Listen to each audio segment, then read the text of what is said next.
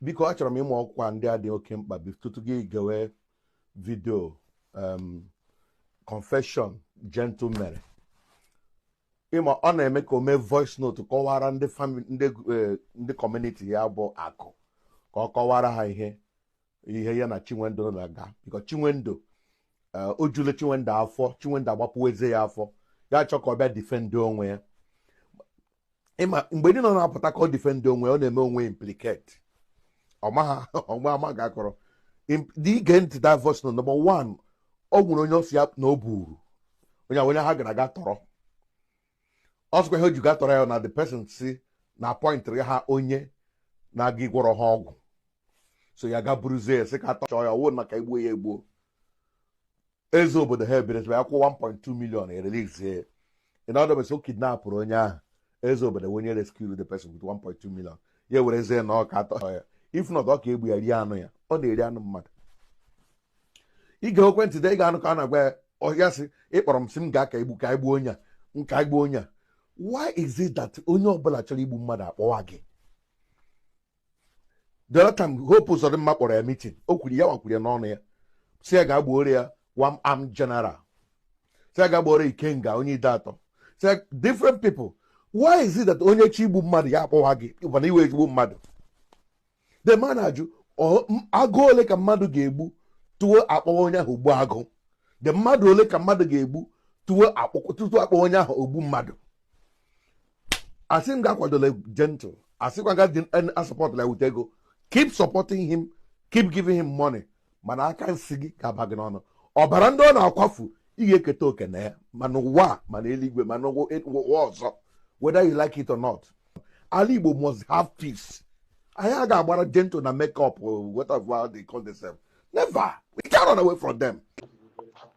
Akụmma mmanụ akụ ekele m nwoke ekele nwa ekele ihe na-emere unu ya. Asị m ihe onye chiri ya zelụkwa. Akụ ọmụ a nwere ekwu Ifeanyị Chukwu Okorie Ntaeze aka Gentle dị ya wu onye eziokwu. Akụ ihe ọ na m na-aga egwu n'ebe a. Ihe ọ na m na-aga egwu n'ebe a, asị m ntinye etinye Chukwu oke abịa ma ya tinye m ihe otiti. Ewepụ m ewepụ Chukwu oke abịa ma ya wepụ ndụ m. Number one, I'm very much happy. Chinwendu egwu ọnwụ ibupụta onwe ya ebe a. And I am going to break everything down. I'm not going to email everything, call everything goes you bido. And the course where the course you cook akata. Yeah, I'm buying also Kahamera. Nka okwu okwu ya na eburu nke ami. The reason why I'm eburu nke ami awo otu aka otoro ibi na ami. Now we be like that gwara anya ọgụ. Ndị amị ji wela achọrọ ibi that period of time. Which eburu m ya. Agwa m asha buru ya yiri m ya egwu. Onwe mgbe nsi ọkpọ ntụgbuo ya egbuo. Ọkpọ ntụgbukwa na-eyinye ya egwu ahụ. Emecha ya okwu ahụ eruo chairman of Ọkaigwe ntị. Chairman of Ọkaigwe wee gbaa 1,200,000. Wee ya ayọsi ya nwa akụ hụ ya ka ghara igbu anybody n'ala akụ. Nwesi ya oke. Release ya alawa. Now, Chinwendu si na achọrọ m igbu ya gbuo PG gbuo onye nka naanị Chineke nna bi n'eluigwe ga-ekwu okwu a. And asịsha ala akụ erube mgbe ya agba ya aka ya agba asịsha ala akụ. Na mbụ Chinwendu isi na ama pụrụ igbu gị na abịarala nke gị ka egbuo gị. Wali Chinwendu, you are the one that invited us. Mgbe m ji power bike m wee bata, Chinwendu, I came to your house, you entertained to us. Leelu gị. Chinwendu aṅụrụ mmanya iriri eshi. Chinwendu ibutere binye anyị. Chinwendu la be gị ka m pakịrị power bike m. Gị nwachi m paakị ya power bike m. Chinwendu gị nwanyere m eru m mbịala anya hụ na mmụọ m anabataghị ịnọla be gị because ahụtara m gasa na evil man. Chinwendu ịgbagidere m ọgba dede why meji wee chi ihe na be gị. Chinwendu, I didn't sleep in your house while achọkwara m igbu gị egbu. Achọ m ka akụghọta. This is the political world that actually agale deceive the people of Ako. Chinwendu, secondly, he bribed him, he set this young man up. We know him no fishy. One nigga number bogi no harm because of nagane or shironi zogala. Chinwendu more shigi no. I can never try it. I won't have maka bata. I have a hibu munai. Chinwendu, la begi ịsụelụ ọhịa ndị a dị ndụ Chinwendu akụmara na ihe niile nkwuru ebe a okwu ashị. Chinwendu ọla be gị ka a nọ wee weta kọmplenụ akụ one of akụ. Akụ one of akụ was like my father. Enweghị ihe m na-eme ma hapụ ịkọrọ akụ one of akụ. Chinwendu gị nwawe onye nyere ọda si ka a ga bute akụ one of akụ na that man dị evil. Ọ sị na ọ na-azọ eze anaghị azọ eze na ọkwa nyere ya eze lekwe ihe ọ na-eme eri mgbe unu zọga eze unu amamihe gbanyere eze unu zọga onwe ihe gbasatara mụ na ala akụlụ eze. Chinwendu ihe bara m ntị na ọ na-ara nwunye ụmụ mmadụ ọwụ the allegation you throwed on him bara m ntị nji wesi no and ọ na-ara m ụmụaka ma gịnị na legodi onye si nlaghachi eze ọkwa nke ahụ gara ụba ahụ ga ṅụcha mmanya ngwụ daịla gota moto ya ọmahụ ka esi wee budata ya amamọ distance na ọmahụ ka esi wee bulara ya moto ya na ọkwa onye si ndachi akụ si ga weta ya ka egbu mba ka ahịa ahịa mana si egbule ya egbu. Chinwendu la be gị ka si wee gbagote ọwụ na akụ one of akụ ga-echeta na north side of Ishi ka m si wee gbagote dade wee mitie ya ebe ụmụ be m ji yela Catholic Church. Chinwendu ọ gịnwa sị kụwa akụ one of akụ ihe si ihe akụrụ ya ahụ na egbule ya egbu which I did. Chinwendu iwetala isi mụlọ akụ one of akụ wee kwakọlata ya ọnụ achịcha akụ agbọghọbịa aka ya agba achịchala ala akụ. Chinwendu ị chefuru mgbe isi na m were nwaanyị PG kụọ ya ahịa nke m amaghị ihe na-esere gị la PG. Chinwendu ngwa gị datịna I can never try it na abịa mmụọ obodo a mmadụ iyuzu m anyhow si aga m atry ya try before nwaanyị gị datị ashịm nwaanyị gị this girl ele aha ya dị Feti Lofishi nwanne gị nwaanyị small girl of yesterday without even knowing that na Chinwendu na-edina that girl na that girl nke ndị mmadụ ma that na the girl. Chinwendu this girl was coming ebe ndị nna nọ ụbọchị orie ụbọchị ahịa this girl lewe ndị nna lechara anya bupụ ihu mkpọ ya sị nne m ya aza si nwaanyị iji wee gafeta ya ekele hụ kama ndị nna mụrụ gị amụ. The girl were anya ya gbakpọ m raa m anya m were bilite m anya aka ntị kụọ Feti ihe kụcha Feti ihe. Chinwendu that was when my own problem begins with you. Chinwendu stop ile deceive ụmụakụ. Chinwendu ị chefuru that na gị nwa onye gwara m sị na m anarakwala any money karịa 15 million. Chinwendu agbara ụlọ nna m ọkụ mgbe ị na-agwa m okwu a ka nsị gị na ihe ya ji ewute m na be Zuma nọchiri ụzọ n'ihube agbahụ be nna Zuma ọkụ ele ihe mere ọnọdụ a ji wee dị like this echichafụrụ m chegodo ebe echi wee baga rutela be nna m wee bịa mụọ be nna m ọkụ. Chinwekwe ka ihe ha dị. Chinwendu gị ọwa onye gwa m na m kwechila 15 million na m anyakwala ha ntị but Chinwendu ibilitere wee tọọ n'okwu a ifuru ọchụ nwa ọkụkọ nwa da nwa ọkụkọ nwa nwe ọsọ ome ihe ya jidekwa oge ya jidekwa ọfọ ịghọta. Chinwendu I denied you si ihe were m iwe agwụla otechi batacha bịa gba ụlọ nna m ọkụ bọchị nsogbu a na onwe onye ọra m buru elu mana si amakwa m ndị mere m ihe mere m o. Chinwendu nke m gwara gị datị na si akụwụ nke m akụwụ nke gị ihe ọwụla akụ kwerekọtara si n'ọhịa ga-eme let it be so. Chinwendu mgbe a gara ịgba izu laa mmiri l'azụ ebe ụlọ PG opposite ụlọ PG l'azụ ụlọ ahụ. Chinwendu mgbe PG ha gara ịgba izu akpọrọ gị Chinwendu ịdị na ayịrịsị na ịmanga that was when you was telling me that is the point ị nọrọ agwa m si m na m kwechiri m ji ọgwa gị okwu a m gwara gị. Chinwendu ihe wu confirm mma ihu abụọ ihe wu confirm devil ifuru akụ dị ụta ọ dị let the people of Akụ hear it clearly. Akụ dị ụta ọ dị today wu Chinwendu and akwuru m okwu that na people that are gaining from ihe megala ala akụ kidnapping emegala ala akụ na mma akpọ names asị m na-achọ m ịkpọ aha mana ka ebe achọ ka mkpọ ha na-afọsụ m ka mkpọ the name because egego m voice Chinwendu this morning. Chinwendu was one of them collecting money from kidnapping emegala ala akụ.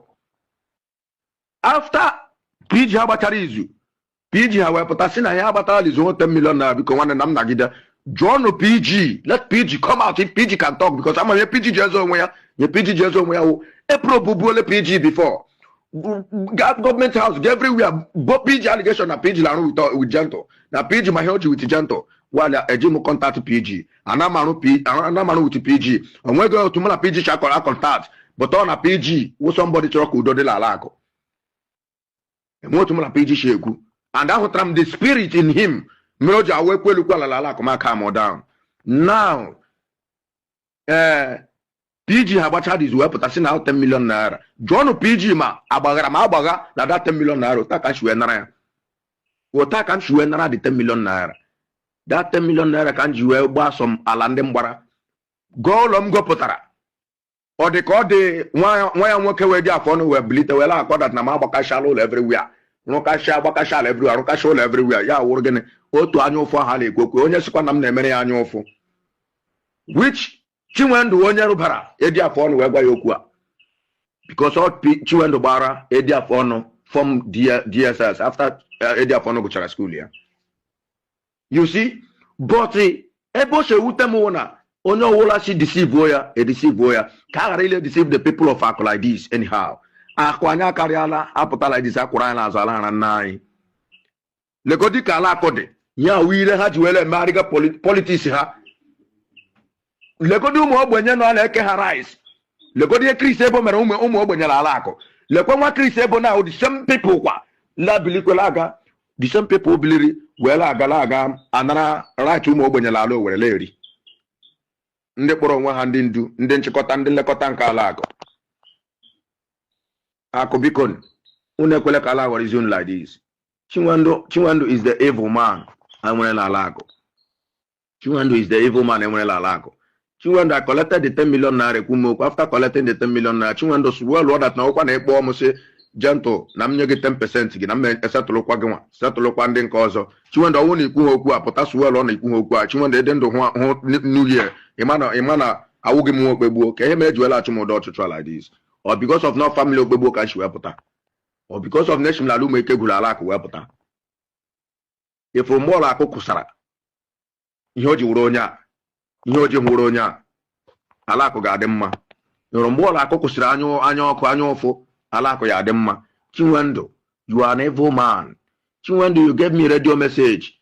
Isi na ha support. Chinwendu ile shi ofe shi from Okigwe buru ofe buru ngwongwo la ngwongwo buru ma akpụ buru ma bread bujuo la moto butere m inside the camp. Chinwendu is the supporter of Gentle.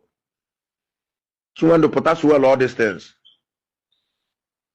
which I know all those offending a shiri na poison here. This way she chama kwa fuo ya. I didn't eat it. And I'm area kangwa gya. Now le ko bi ojo ga hospitali here because of it all by all means Ibu Gentle. Ibu teli Gentle. E potali here full time. We be mo get exposed. Ibu ole mocha. Ale kwekwe mocha. Ge gwa okwu eme owo na ebreta na Gentle chere onye nkule onye ntachi onye kam chere onye onye ahụ chere. While ana me we wish how my people are blackmailing me while all ha makpọbatara m obodo. Now they are blackmailing me. Nenwe ga niti na enwe onye ọla mburu ihe ọjọọ l'obi. Josu enwe burial bata na akụbịa ma burial. Enwe mmemme alụmalụ bata na akụbịa ma mmemme alụmalụ. The same people uniting together, using the insecurity na akụ, eating money. Ha bịa ha atụgharịa dị okwu. Le were okwu anyị bukwasa ya isi Gentle. Ashisha ebido be gba ya time for ashala abịa. Ashala akụ na idiri anọrọ ibon to ibon n'iru. Mana one promise m na-enye gị nwa wuti nwa gị nwoke unu ama mbutenwu Gentle akarịala m egwu a wuti ndị alilu na-use and ndị DOS na work together with n'ala akụ ka ọ baa akụ abaala ntọ onwe onye ọla ma ihe agbaga enwere ọtọ pilot and DOS and enwere many DOS n'ala akụ ọha nwa asaga ala akụ. Chinwendu achọrọ m ịjụ gị onye ka m gburu ule n'ala akụ tili egbuo my brother n'owu pụta ihe gwa akụ mmadụ ole mgburu ule n'ala akụ before egbuo n'owu. Chinwendu gị nwa edi afọ nu yuzuru Monday nwa m were bịa tụtụrụ ụlọ niile n'olu ụmụ ekegwu gbakọlalụ ya ọkụ. Nwa m chikwe ọ dịwe from Okigwe wee gbatute bịa ṅụọ mmanya mụọ akwụrụ gọọ ọfọ were kwụọ. Ọ dị unu ka mmụọ ada arụ ọrụ nwanne ka ngwụ na-ejiokwu ana m ahụcha ihe niile ahụ na-edopụ kama na perikọ macha m weliri egbe ka ya gba nwanne ya na obi nwanne mee ya welie maka ya mgbuo nwanne obi nwanne mee ya mana ha esi unu gburu my brother onowu my brother ọ ga-akwadoro unu izi o ka ngwụ na-ejiokwu ọmandịlata izi. But let I hear it. I can never threaten anybody. I can't threaten anybody.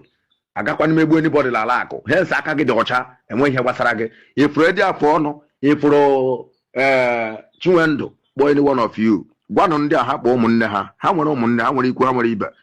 ha kpọ ụmụnne ha sendị aha ka ha bịa spa ya taa ọkwa fraịde ọkwa kpọtara ha ndị amị ha la ọka igwe anụrụ m ya anọ m ebe nọ wee nụ ya akpọdatago ha ndị amị ha la ọka igwe to come and fight Gentle, to come and search for Gentle to Gentle o gburu nwanne ewe odogwu weta nwanne ka egbuo ụlọ ọgụ ụlọ mgbe ọgụ amadụ a ga-achọ nwanne ka ọ bịa mana unu ama mbutenwu m maka na ndụ m adịghịla aka unu ana m anụcha ihe niile ma taịm unu ji webata ọka igwe after one unu ji webata ọka igwe ama wee ọkụ uche unu dị ya ịghọta so nna m biko akụ unu ekwesịrị ka ala ghọrọ unu enyi ha udo nke nna m dịrị unu ana m ekelekwana unu ekele ihe ọla na-ekwere unu egwu were ekwukwere okwu na ala akụ ya dị mma na onye ọla sị na ala akụ ama dị mma agbara ala akụ mmụọ ala akụ ya efopụ onye adị ka ata n'etiti ọka udo nke nna m dịkwara unu echetacha m ihe niile onwe efete nke mma abịa kọwacha ebe a kama mgbe oge ruru a ga-akọrọ ya n'ozuzu oke but bụrụ na obi na Chinwendu is one of the people le something le nweta something from kidnapping emegara ala akụ